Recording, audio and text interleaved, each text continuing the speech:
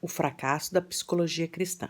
Enquanto isso, entretanto, a atitude reinante na Igreja é a de ser, mais do que nunca, aberta à psicoterapia. Se a mídia cristã serve como barômetro para a Igreja como um todo, uma mudança dramática está em andamento. Emissoras de rádio evangélicas, por exemplo, outrora fortalezas de ensinos bíblicos e música cristã, estão agora repletas de entrevistas, psicologia popular e psicoterapia por telefone.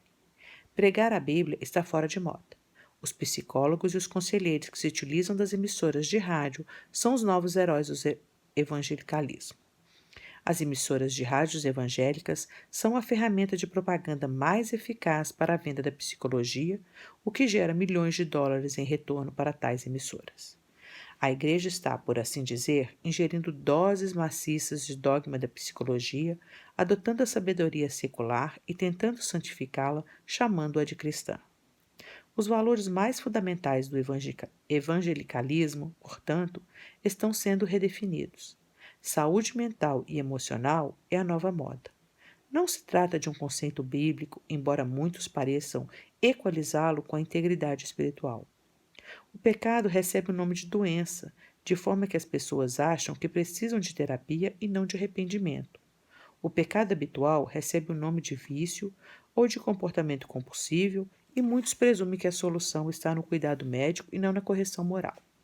As terapias humanas são abraçadas com avidez pelos espiritualmente fracos, aqueles que são superficiais ou ignorantes no tocante à verdade bíblica e que não estão dispostos a aceitar o caminho do sofrimento que conduz à maturidade espiritual e a uma comunhão mais profunda com Deus. O infeliz efeito disso é que as pessoas permanecem imaturas, ficam presas a uma dependência autoimposta, a algum método pseudo-cristão ou ao pseudo-charlatanismo, o que, em última análise, asfixia o crescimento genuíno. Quanto mais a psicologia secular influencia a Igreja, tanto mais o povo se afasta de uma perspectiva bíblica quanto a problemas e soluções. O terapeuta, com seu aconselhamento individual, está substituindo a pregação da palavra, o principal meio da graça de Deus. 1 Coríntios 1:21, Hebreus 4:12. O conselho que tais profissionais dispensam é frequentemente desastroso. Há pouco tempo, ouvi consternado um psicólogo cristão que, num programa de rádio, aconselhava um ouvinte a expressar ira contra o seu terapeuta através de gestos obscenos. Vá em frente, ele aconselhou. Trata-se de uma honesta expressão de seus sentimentos. Não procure guardar ira em seu interior. E os meus amigos? Perguntou o ouvinte. Será que eu devo reagir assim com todos eles quando fico irado? É claro que sim, respondeu o conselheiro. Você pode fazer isso a qualquer um sempre que sentir vontade. Só não faça aqueles que você acha que não compreenderão. Eles não seriam bons terapeutas para você.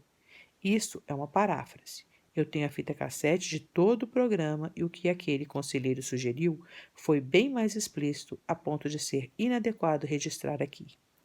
Naquela mesma semana, houve outro programa evangélico bastante popular que oferece aconselhamento ao vivo para aqueles que telefonarem de qualquer parte do país.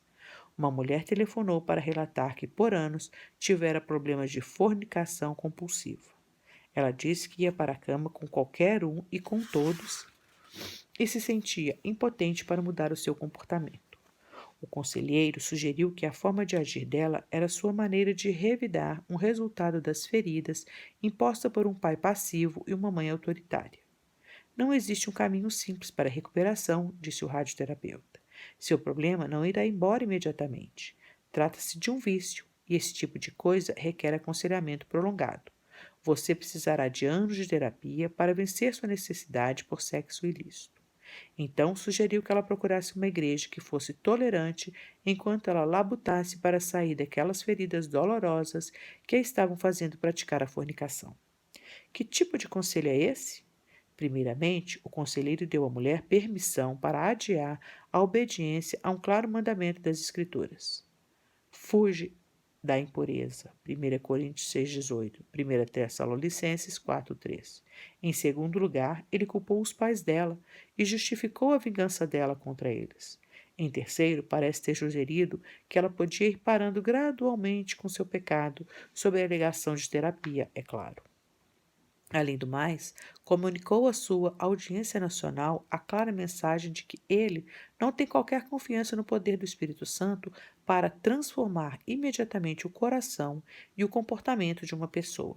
Pior ainda, encorajou as igrejas a serem tolerantes com pecados sexuais até que a terapia comece a funcionar. Contraste os conselhos emitidos por estes dois conselheiros com a profunda simplicidade de Gálatas 5,16. Andai no Espírito e jamais satisfareis a concupiscência da carne. Será que realmente cremos que anos de terapia podem trazer uma pessoa ao ponto de andar no Espírito? É claro que não. Se o terapeuta for alguém que recomenda gestos obscenos, arrependimento procrastinado, igrejas tolerantes com a imoralidade crônica, não há justificativa bíblica para tal conselho. Aliás, isso contradiz frontalmente a palavra de Deus. O apóstolo Paulo disse à igreja em Corinto que entregasse o adúltero a Satanás, excluindo-o da igreja. 1 Coríntios 5, 1 a 13. Sou grato a Deus por homens e mulheres na igreja que dependem da Bíblia para aconselhar outros. Sou igualmente grato por conselheiros piedosos que insistentemente recomendam a oração às pessoas atribuladas e indicam-lhes as Escrituras, Deus e a plenitude dos recursos dele para cada necessidade. Não tenho qualquer dificuldade com aqueles que usam o bom senso ou as ciências sociais como plataformas úteis a um observador da conduta humana e desenvolvem meios para dar assistência a pessoas que precisam obter controle externo de seu comportamento. Isso pode até ser um primeiro passo para se obter a verdadeira cura espiritual. Mas um conselheiro sábio reconhece que todo tipo de terapia behaviorista para logo na superfície, ficando aquém das verdadeiras soluções para as reais necessidades da alma que são satisfeitas somente em Cristo. Por outro lado, eu não mostro qualquer tolerância para com aqueles que exaltam a psicologia acima das Escrituras, da intercessão e da perfeita suficiência de nosso Deus. Não tenho qualquer palavra de encorajamento para as pessoas que desejam misturar psicologia aos recursos divinos a fim de vender tal mistura como uma espécie de elixir espiritual. A metodologia de tais pessoas resume-se num reconhecimento tácito de que o que Deus nos deu em Cristo não é realmente adequado para satisfazer as nossas reais necessidades e curar nossas vidas atribuladas. Deus mesmo não tem em grande estima os conselheiros que reivindicam representá-lo, mas que, na realidade, dependem de sabedoria humana. Jó 12, 17 e 20 afirma: aos conselheiros, leva os despojados do seu cargo, sinal de humilhação, e aos juízes faz desvairar. Dissolve a autoridade dos reis e uma corda lhe cinge os lombos. Ao sacerdote, leva os despojados do seu cargo, e aos poderosos transtorna.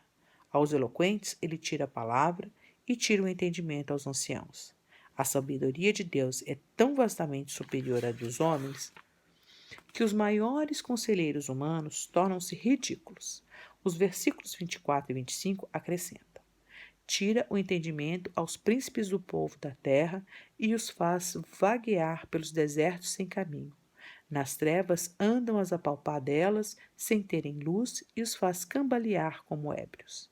Se houve alguém que teve de aguentar a insensatez de conselheiros humanos bem-intencionados, essa pessoa foi Jó. Os conselhos irrelevantes e inúteis ouvidos por Jó foram tão pesarosos quanto as aflições satânicas pelas quais ele passou. O abismo ao qual a psicoterapia santificada pode descer é realmente profundo.